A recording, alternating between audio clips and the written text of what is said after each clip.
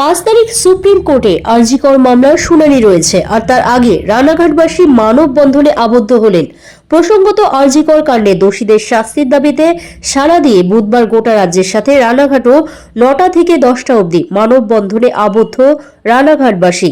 রানাঘাট পৌরসভার সামনে মোমবাতি নিয়ে নির্যাতিতার দোষীদের শাস্তির দাবি জানান নারী পুরুষ নির্বিশেষে রানাঘাটের সর্বস্তরের মানুষজন।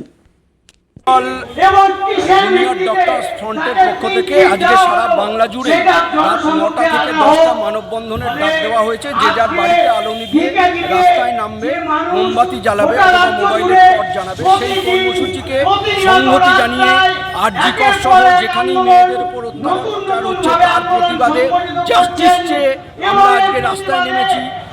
সারা বাংলার সাথে রানাঘাটে আজকে রাতে আমরা রাস্তাতে যাচ্ছি এবং এভাবেই আমরা প্রতিবাদে থাকবো এবং আরজি কর সহ সমস্ত অত্যাচারের বিরুদ্ধে আমরা জাস্টিস চেয়ে যাব। আপনার নাম?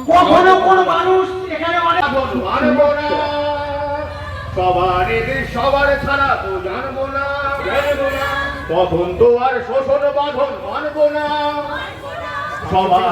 সবার ছাড়া তো জানবো না, আকাশ বাতাস সবাই সামনে থেকে মোবাইল করে দেখ, মোবাইল করে দেখ। এসো এবার দ্বিধার বাধা পার হয়ে, অনেক দিন গেল বৃথাই সংশয়ে।